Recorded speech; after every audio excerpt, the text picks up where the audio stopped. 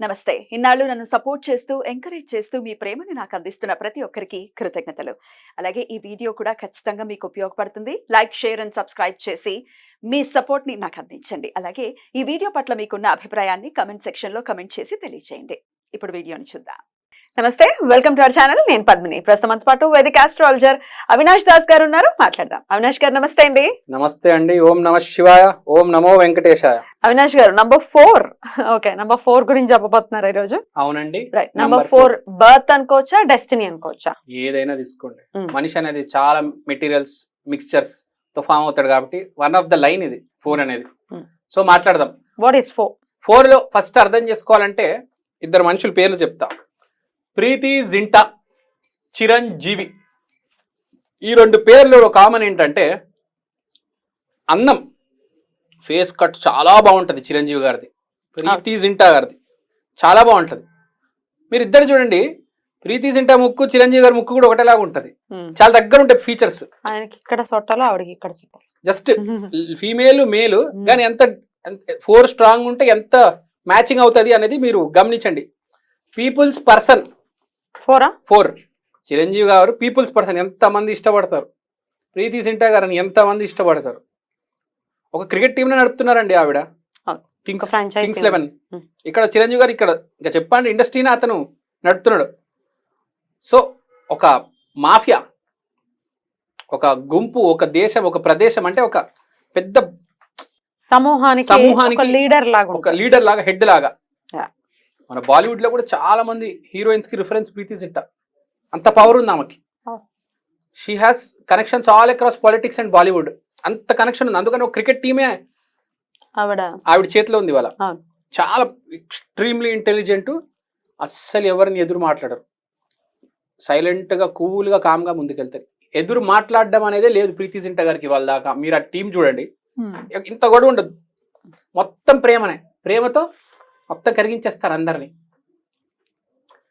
Unconventional, అందరిలాగా కాదు, కొంచెం డిఫరెన్స్ ఉంటుంది మనిషికి.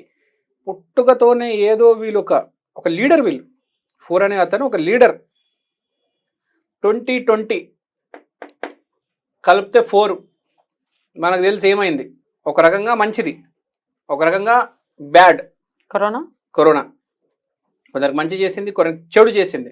But it was different, it was not like every year. Black lives matter ఎందుకన్నానంటే ఏదైనా బాగా పెద్ద సమస్య వస్తే హెల్ప్ చేస్తారు. బ్లాక్ లైఫ్స్ మ్యాటర్ అనేది చాలా పెద్ద రెవల్యూషన్ యాక్చువల్గా అమెరికాలో ఇది. సో అంటే ఇది ఎందుకు రాశానంటే అంత పెద్ద పెద్ద ఏదైనా సిచ్యువేషన్ వస్తే దాని గురించి ఉంటారు వీళ్ళు.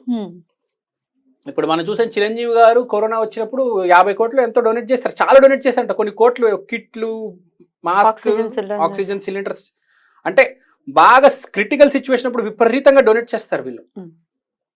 తర్వాత ఆల్వేస్ బిజీ, పని రాక్షసుడు అండి. ఫ్రాంక్గా చెప్పాలంటే పని రాక్షసుడు ప్లస్ ఆల్వేస్ బిజీ, అసలు ఫ్రీగానే ఉండరు. ప్రతి మనిషి ఎట్లా టైం దొరికితే నేను కొంచెం విలాసవంతంగా గడుపుదాము, మాల్కి వెళ్దాము, అక్కడ మసాజ్ చైర్లో కూర్చుందాము, సినిమా చూద్దాము, సరదాగా తిరుగుదామని ఉంటుంది. ఎవరికి పని చేయాలని ఉండదు, భూమి మీద ఉండదు. వీళ్ళకి మాత్రం పని మాత్రమే చేస్తాను, ఇంకేమి చేయను అని ఉంటుంది. ఎందుకు ఎక్కడి నుంచి వచ్చిందో తెలియదు. కానీ నేను చిరంజీవి గారు ఒక స్టోరీ విన్నాను, అతను క్యారవాన్కి వెళ్ళాడంట. క్యారవాన్కి వెళ్ళారంట చాలా సార్లు. అక్కడే షూటింగ్ స్పాట్ దగ్గర మంచం వేసుకొని దాని మీద పడుకుంటారు. అంటే ఏంటి, రెడీ అనగానే లేచి వచ్చేస్తాడు అతను. క్యారవాన్లో కూడా తక్కువ కూర్చుంటారు, అతను చైర్ వేసుకొని కూర్చుంటారు, లేకపోతే ఒక మంచం వేసుకొని పడుకుంటారంట. చిరంజీవి అంత పని రాక్షసుడు అతను. తర్వాత రెబెల్, నేను చెప్పాను కదా బాగా క్రిటికల్ సిచ్యువేషన్లో రెబెల్ అవుతారు వీళ్ళు. ప్రీతి జింటా మీకు తెలుసు ఒక సిచ్యువేషన్లో రెబెల్ అయ్యి కేసు పెట్టి మీడియాకి ఎక్కింది. ఒక ఫ్రాంచైజ్ విషయంలో గొడవ అయినప్పుడు, బెట్టింగ్ అవన్నీ జరిగినప్పుడు చాలా పెద్ద గొడవ అయింది, నుంచొని మాట్లాడింది అందరి గురించి. సో సిచ్యువేషన్ వచ్చినప్పుడు మాత్రం వీళ్ళు నుంచుంటారండి, ఆ స్టేట్ని మొత్తం దాని ఏమంటారు ఫ్రాంచైజ్ మాట్లాడడానికి ఆ రెవల్యూషన్ తీసుకొస్తారు బేసిక్గా. తర్వాత యూట్యూబ్, చాట్ జీపీటీ, AI, ఇలాంటి కొత్త కొత్త రీసెర్చ్ విషయాలు ఇలాంటి బాగా ఇంట్రెస్ట్. యూట్యూబ్లో మనం మన పని ముందుకు ఎట్లా తీసుకెళ్ళొచ్చు, ఇప్పుడు చాట్ జీపీటీ ఏదైనా కొత్త సాఫ్ట్వేర్ వస్తే దాని త్రూ మనం ఇప్పుడు ఎట్లా తీసుకెళ్ళొచ్చు. ఇప్పుడు ప్రీతి జింటా గారు ఒకప్పుడు క్రికెట్ ఒక రకంగా ఉండేది, ఇక్కడ ఇండస్ట్రీ కూడా క్రికెట్ అప్పుడు ఒకప్పుడు లాగా ఉండేది. చిరంజీవి వచ్చిన తర్వాత ఇండస్ట్రీ వేరు, ప్రీతి జింటా వచ్చిన తర్వాత పంజాబ్ కింగ్స్ 11 వేరు. మార్చేసింది ఆమె, మొత్తం రూల్స్ మార్చేసింది, టీంని మొత్తం డెవలప్ చేసింది ఆమె. అసలు ఆలోచననే వేరండి. టాలెంట్ ఉన్నోడిని గుర్తిస్తుంది. చిరంజీవి కూడా టాలెంట్ ఉన్నోడిని గుర్తించి బ్రహ్మానందం గారిని చిరంజీవి గారు తీసుకొచ్చారు. మన శిఖర్ ధవన్ అలాంటి ప్లేయర్స్ ప్రీతి జింటా తీసుకొచ్చారు. శిఖర్ ధవన్ చాలా బాధలో ఉన్నాడు యాక్చువల్గా, ఇండియన్ టీం నుంచి తీసేశారని. అతన్ని పంజాబ్లోకి తీసుకొచ్చి క్యాప్టెన్ పెట్టి టీంని విన్ చేయించారు. మామూలు విషయం కాదండి అసలు. ఐపీఎల్ అంటే పిచ్చి ఈ మధ్య జనాలకి. ఇంకోటి భారతదేశానికి కుజ దశ నడుస్తుంది కాబట్టి స్పోర్ట్స్ అనేది బాగా ఇప్పుడు నడుస్తుంది. ఇప్పుడు మీరు చూడండి యూట్యూబ్లో పాడ్కాస్ట్ వ్లాగ్స్ అన్ని స్పోర్ట్స్ పై నడుస్తున్నాయి. ఫుల్ విపరీతంగా చూడండి మీరు, మొత్తం అవే. ఇప్పుడు ఇన్ క్రోర్స్ ఇప్పుడు ప్రెసెంట్ అదే ట్రెండింగ్ స్పోర్ట్స్ పాడ్కాస్ట్. తర్వాత tech and mobile శావీ. Tech శావీ, phone అంటే పిచ్చి. 4 నెంబర్ దగ్గర ఐఫోన్ పక్కా ఉంటుంది, ఐఫోన్ కావాలని ఉంటుంది, లేకపోయినా.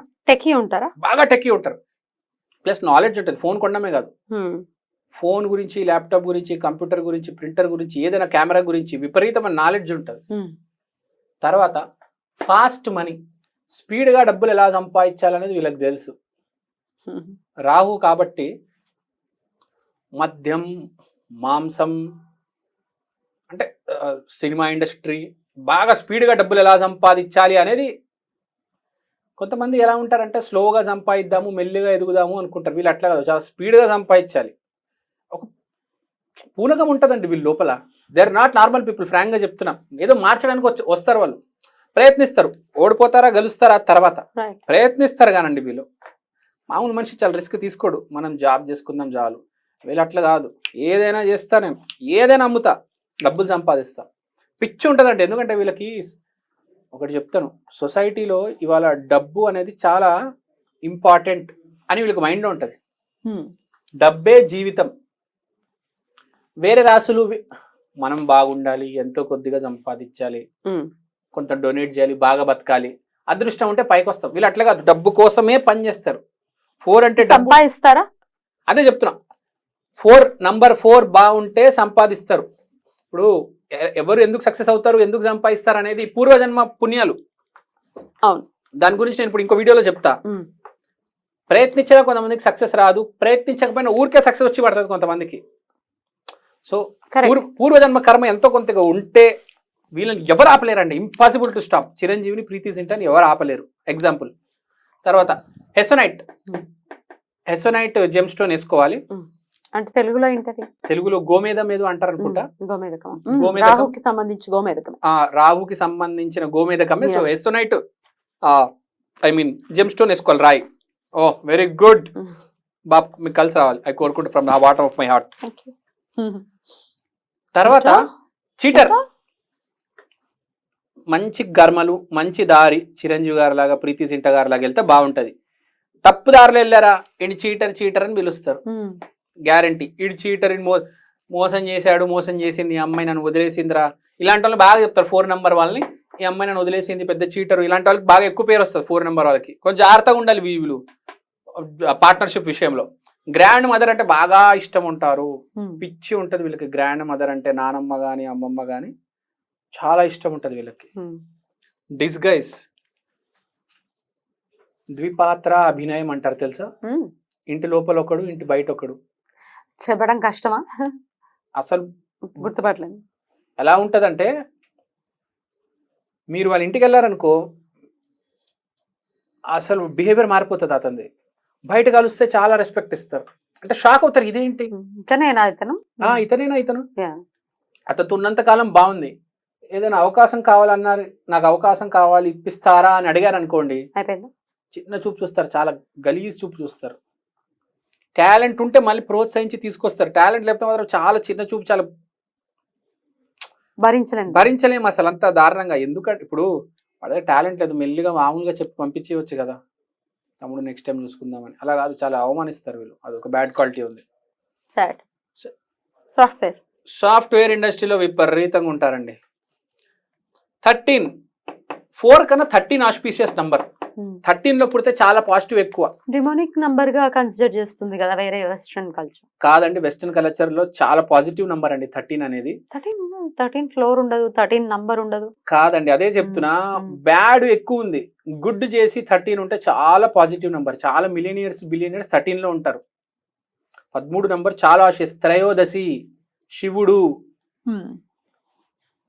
చెడ్డకి when I'm good I'm good, when I'm bad I'm excellent. ఇది గుర్తుపెట్టుకోవాలి. 13 అంటే ఓకే.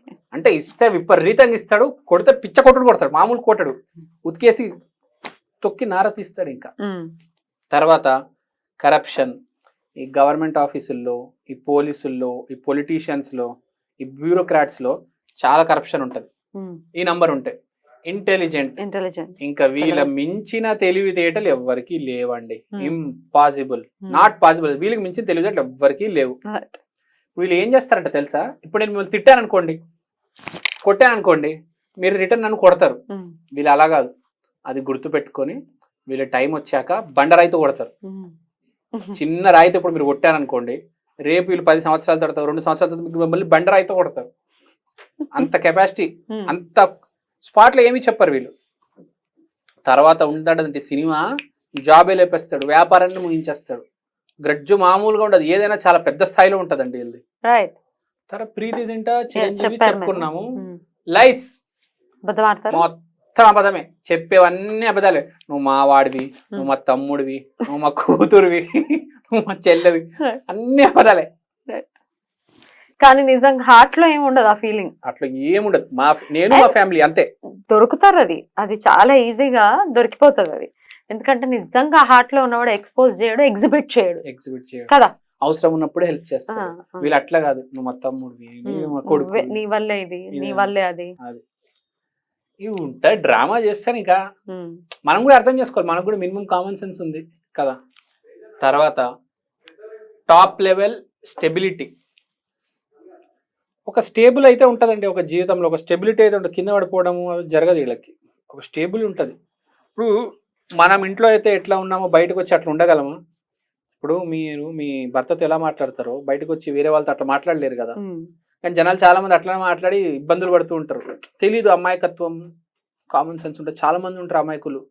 కానీ వీళ్ళు అలా కాదండి, చాలా స్టేబుల్గా ఉంటారు. చాలా ఇప్పుడు వీళ్ళు ఎలా అంటే, ఇప్పుడు ఫర్ ఎగ్జాంపుల్ రామోజీరావు దగ్గరికి వెళ్ళారనుకోండి, సార్ నేను గుడికి వచ్చాక దేవుడు దర్శనం చేయకపోతే ఎలా సార్? అట్లాంటి మాటలు ఉంటాయా? ఈ రేంజ్ లో డైలాగ్ కొడతారు తెలుసా. ఫర్ ఎగ్జాంపుల్ మొత్తం భజనేనాది. ఈనాడు ఆఫీస్కి వెళ్ళారు, రామోజీ సిటీకి వెళ్ళారు, కలిశారనుకోండి, మాట చెప్తారు ఈ డైలాగ్. అక్కడ పడిపోతాడు మనిషి, రామోజీరావు అని అతను. భజన అసలు ఏ రేంజ్ లో చేస్తారు. డైలాగ్ చెప్పాను కదా, అట్లా ఉంటది. సార్ నేను మీ ఫ్యాన్ సార్, ఇట్లా ఇట్లా మామూలుగా మాట్లాడతారు. వీళ్ళు అట్లా కాదు, నేను గుడికి వచ్చాక దేవుడు దర్శనం చేయకపోతే ఎట్లా అండి, ఒక్కసారి మిమ్మల్ని తాకాలా సార్, నా తల మీద మీకు చేయి పడాలి సార్, ఒక్కసారి మీకు కాలు ముట్టుకోవాలనుకుంటున్నాను సార్. అంటే ఈ రేంజ్ లో ఉంటది అసలు భజన. మీరు ఏదో అంటున్నారు, దే డోంట్ మీన్ ఇట్. ఆ భజనలో ఏం మీనింగ్ ఏమి ఉండదు, ఊరికే భజన వరకే. కానీ ఒక మనిషి ఒక చాలా ఇంపార్టెంట్ విషయం ఏంటంటే జీవితంలో, ఇప్పుడు ఒక మాట పడేసామనుకోండి, అది వీడు మనస్ఫూర్తిగా అంటున్నాడా లేకపోతే కావాలని అంటున్నాడా పక్కన పెడితే, అవతల వాడు హ్యాపీగా ఉంటాడా లేదా, that it self matters actually. That matters. వాడైతే హ్యాపీ ఫీల్ అవుతున్నాడు కదా. ఇప్పుడు నువ్వు అందంగా ఉన్నావా లేవా పక్కన పెడితే, నువ్వు అందంగా ఉన్నావు అని చెప్తే అయిపోయింది కదా, వాడు హ్యాపీ ఫీల్ అవుతాడు కదా. వీళ్ళ కాన్సెప్ట్ ఇదన్నమాట. భోజనం పెట్టాము, బాగుంది బాలేదు అని కొంతమంది డైరెక్ట్ చెప్తారు. ఇప్పుడు 8 అనుకోండి, బాలేదండి భోజనం మీది, మళ్ళీ తీసుకురండి, ఇట్లా చాలా బాగుందండి అని చెప్పేసి వాళ్ళని హ్యాపీ చేసి వెళ్ళిపోతారు. అంటే according to the situation they will behave. Speculation, controversy, ఈ బిహేవియర్, ఈ పనితనం వల్ల చాలా కాంట్రవర్సీ. వాళ్ళు చుట్టూ విపరీతమైన దొరికిపోతూ ఉంటారు, అక్కడక్కడ అర్థమైపోతూ ఉంటది.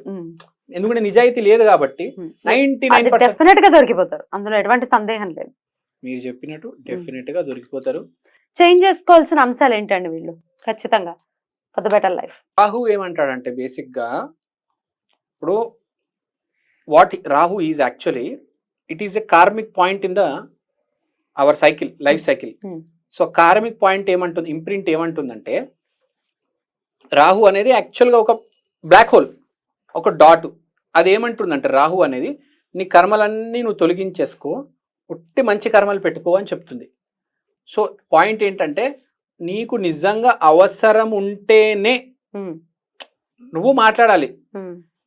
అవసరం లేకున్నా ప్రతి ఒక్కడి దగ్గరికి వెళ్ళి ప్రతి చోటకి వెళ్ళి అబద్ధాలు ఆడితే దొరికిపోతా, కాంట్రవర్సీ అయిపోతుంది. సో అది ఆ తత్వాన్ని మార్చుకోవాలి. ఆ తత్వాన్ని మనకు భజన చేయకూడదు. Hmm. మెయిన్ గా ఈ భజన ఉంది చూడండి, Hmm. ఈ భజన వల్లనే వీళ్ళు ఇబ్బంది పడతారు. Hmm. కొంచెం నీతి నిజాయితీ కూడా చేయొచ్చు వీళ్ళు. Right. చేసేది ఏదైతే ఉందో Hmm. ప్రతిదీ చేయొచ్చు, నీతి నిజాయితీగా చదువు. ఆ ఎక్స్ట్రా ఒక మనసులో బ్లాక్ పెట్టుకుని, నలుపు పెట్టుకుని, అంటే దరిద్రం పెట్టుకుని బయట పరిశుద్ధంగా మాట్లాడడం అది చేయకూడదు. మాట్లాడితే నిజంగానే మాట్లాడు, ఏది ఉందో పర్లేదు, ఇష్టం లేకపోతే వెళ్ళిపో, లేకపోతే మాట్లాడు, కానీ మోసం ఉండదు. సో ఉన్నది చెప్తున్నారు. బ్యూటిఫుల్ అండి. ఇక నెక్స్ట్ ఎపిసోడ్ లో నంబర్ 5 గురించి మాట్లాడుకుందాం. థ్యాంక్ యూ అండి. నమస్తే.